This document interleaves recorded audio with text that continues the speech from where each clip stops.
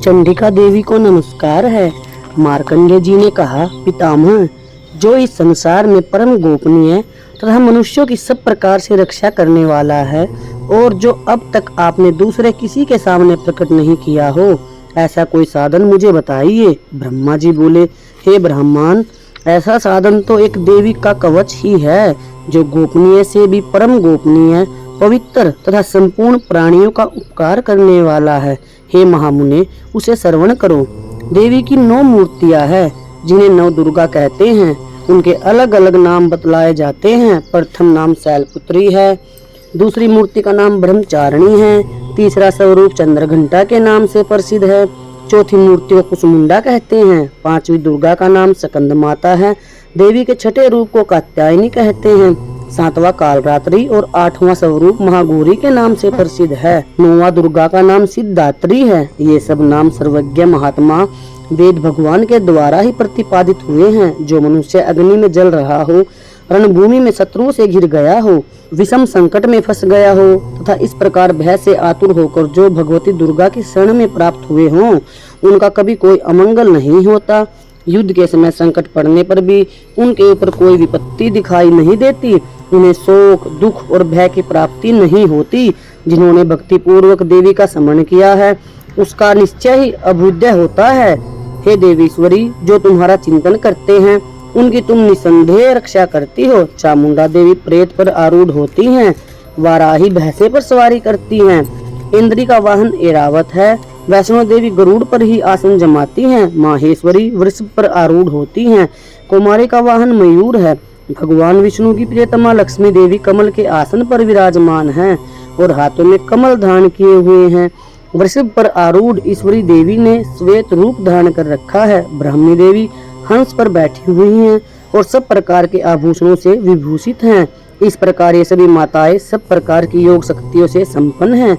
इनके सिवा और भी बहुत सी देवियां हैं, जो अनेक प्रकार के आभूषणों की शोभा से युक्त तथा अलग अलग प्रकार के रत्नों से सुशोभित हैं। ये संपूर्ण देवियां क्रोध में भरी हुई हैं और भक्तों की रक्षा के लिए रथ पर बैठी दिखाई देती हैं। ये शंख, चक्र, गदा, शक्ति, हल और मूसल, खेटक और तोमर, परशु तथा पाशु, कुंत और त्रिशूल एवं उत्तम सारंग, धनुष आदि अस्त्र शस्त्र अपने हाथों में धारण करती हैं। दैत्यों के शरीर का नाश करना, भक्तों को अभयदान देना और देवताओं का कल्याण करना, यही उनके शस्त्र धारण का उद्देश्य है। कवच आरंभ करने के पहले इस प्रकार प्रार्थना करनी चाहिए। महान रौद्र रूप, अत्यंत घोर पराक्रम, महान बल और महान उत्साह देने वाली हे देवी, तुम महान भय का भी नाश करने वाली हो। तुम्हें नमस्कार है। तुम्हारी ओर देखना भी कठिन है। शत्रुओं का भय बढ़ाने वाली जगदम्बिके, आप मेरी रक्षा करो। पूर्व दिशा में इंद्र की शक्ति मेरी रक्षा करे, अग्निकोण में अग्नि शक्ति, दक्षिण दिशा में वाराही और नैऋत्य कोण में खड्ग धारिणी मेरी रक्षा करे, पश्चिम दिशा में वारुणी और वायव्य कोण में मृग पर सवारी करने वाली देवी मेरी रक्षा करे, उत्तर दिशा में कुमारी और ईशान कोण में शूल धारिणी देवी रक्षा करे। हे ब्राह्मणी, तुम ऊपर की ओर से मेरी रक्षा करो और वैष्णो देवी नीचे की ओर से मेरी रक्षा करे। इस प्रकार सब को अपना वाहन बनाने वाली चामुंडा देवी 10 दिशाओं में मेरी रक्षा करे। जया आगे से और विजया पीछे की ओर से मेरी रक्षा करे। वाम भाग में अजिता और दक्षिण भाग में अपराजिता रक्षा करे। उद्धोतिनी शिखा की रक्षा करे। उमा मेरे मस्तक पर विराजमान होकर रक्षा करे। ललाट में मालाधारी रक्षा करे और यशस्विनी देवी मेरी बाहों का संरक्षण करे। बाहों के मध्य भाग में त्रिनेत्रा और नथनों की यम घंटा देवी रक्षा करे। दोनों नेत्रों के मध्य भाग में शंखनी और कानों में द्वार वासनी रक्षा करे। कालिका देवी कपोलों की तथा भगवती सांकरी कानों के मूल भाग की रक्षा करे। नासिका में सुगंधा और ऊपर के होठ में चर्चिका देवी रक्षा करे। नीचे के होठ में अमृतकला तथा जिह्वा में सरस्वती देवी रक्षा करे। कुमारी दांतों की और चंडिका कंठ प्रदेश की रक्षा करे। चित्र घंटा गले की और घंटी की और महामाया तालु में रहकर रक्षा करे। कामाक्षी ठोडी की और सर्वमंगला मेरी वाणी की रक्षा करे।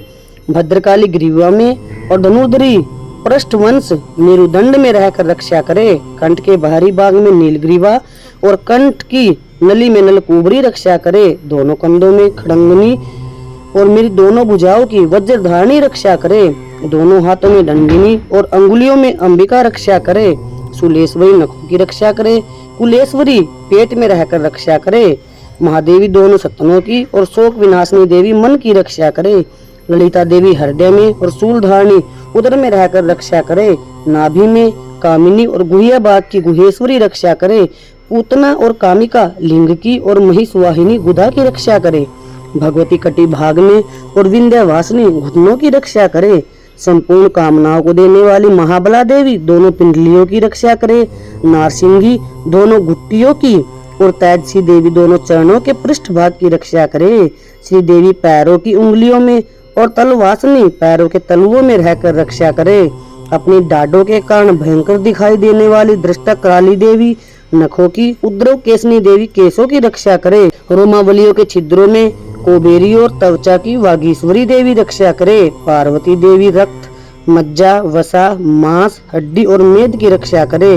आंतों की कालरात्रि और पित्त की मुक्तेश्वरी रक्षा करे, मूलाधार आदि कमल कोशों में पद्मावती देवी और कफ में चूड़ामणि देवी स्थित होकर रक्षा करे, नख के तेज की ज्वालामुखी रक्षा करे, जिसका किसी भी अस्त्र से भेदन नहीं हो सकता, वह अभिद्या देवी शरीर की समस्त संधियों में रहकर रक्षा करे।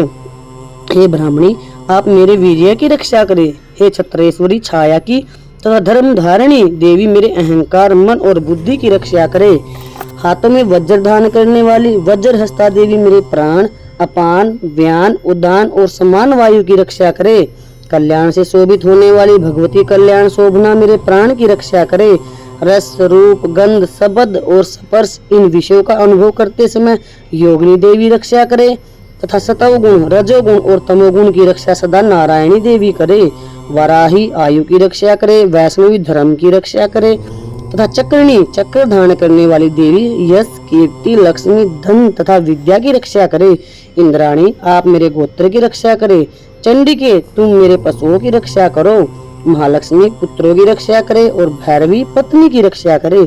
मेरे पथ की सुपथा और मार्ग की सेमकारी रक्षा करे। राजा के दरबार में महालक्ष्मी रक्षा करे तथा सब और व्यापक रहने वाली विजया देवी संपूर्ण भयों से मेरी रक्षा करे। हे देवी, जो स्थान कवच में नहीं कहा गया है अतएव रक्षा से रहित है, वह सब तुम्हारे द्वारा सुरक्षित हो, क्योंकि तुम विजयशालिनी और पाप नाशनी हो। यदि अपने शरीर का भला चाहे तो मनुष्य बिना कवच के कहीं एक पग भी न जाए, कवच का पाठ करके ही यात्रा करे। कवच के द्वारा सब ओर से सुरक्षित मनुष्य जहाँ तहाँ भी जाता है, वहाँ वहाँ उसे धन लाभ होता है तथा संपूर्ण कामनाओं की सिद्धि करने वाली विजय की प्राप्ति होती है। जिस जिस अभीष्ट वस्तु का चिंतन करता है उसको निश्चय ही प्राप्त कर लेता है। वह पुरुष इस पृथ्वी पर तुलना रहित महान ऐश्वर्य का भागी होता है। कवच से सुरक्षित मनुष्य निर्भय हो जाता है, युद्ध में उसकी पराजय नहीं होती, वह तीनों लोकों में पूजनीय होता है। देवी का यह कवच देवताओं के लिए भी दुर्लभ है। जो प्रतिदिन नियम पूर्वक तीनों संध्याओं के समय श्रद्धा के साथ इसका पाठ करता है, उसे दैवी कला प्राप्त होती है तथा वह तीनों लोकों में कहीं भी पराजित नहीं होता। इतना ही नहीं, वह अल्प मृत्यु से रहित हो 100 से भी अधिक वर्षों तक जीवित रहता है। मकरी, चेचक और कोढ़ आदि उसकी संपूर्ण व्याधियां नष्ट हो जाती है। कनेर, भांग, अफीम, धतूरे आदि का स्थावर विष, सांप और बिच्छू आदि के काटने से चढ़ा हुआ जंगम विष तथा अहिफेन और तेल के संयोग आदि से बनने वाला कृत्रिम विष, ये सभी प्रकार के विष दूर हो जाते हैं, उनका कोई असर नहीं होता। इस पृथ्वी पर मारण, मोहन आदि जितने आभिचारिक प्रयोग होते हैं तथा इस प्रकार के जितने मंत्र यंत्र होते हैं, वे सब इस कवच को हृदय में धारण कर लेने पर उस मनुष्य को देखते ही नष्ट हो जाते हैं। ये ही नहीं, पृथ्वी पर विचरने वाले ग्राम देवता, आकाशचारी, देव विशेष, जल के संबंध से प्रकट होने वाले गण, उपदेश मात्र से सिद्ध होने वाले निम्न कोटि के देवता, अपने जन्म के साथ प्रकट होने वाले देवता, कुल देवता, माला, डाकिनी, शाकनी, अंतरिक्ष में विचरने वाली अत्यंत बलवती भयानक डाकनियां, ग्रह, भूत, पिशाच, यक्ष, गंधर्व, राक्षस, ब्रह्म राक्षस, बेताल, कुष्मांड और भैरव आदि अनिष्ट कारक देवता भी हृदय में कवच धारण किए रहने पर उस मनुष्य को देखते ही भाग जाते हैं। कवचधारी पुरुष को राजा से सम्मान वृद्धि प्राप्त होती है। यह कवच मनुष्य के तेज की वृद्धि करने वाला और उत्तम है। कवच का पाठ करने वाला पुरुष अपनी कीर्ति से विभूषित भूतल तल पर अपने सुयश के साथ साथ वृद्धि को प्राप्त होता है। जो पहले कवच का पाठ करके उसके बाद सप्तशती चंडी का पाठ करता है, उसकी जब तक वन पर्वत और कानों सहित यह पृथ्वी टिकी रहती है, तब तक यहाँ पुत्र पौत्र आदि संतान परंपरा बनी रहती है। फिर देह का अंत होने पर वह पुरुष भगवती महामाया के प्रसाद से उस नित्य परम पद को प्राप्त होता है, जो देवताओं के लिए भी दुर्लभ है। वह सुंदर दिव्य रूप धारण करता और कल्याण में शिव के साथ आनंद का भागी होता है। देवी रक्षा कवच संपूर्ण हुआ।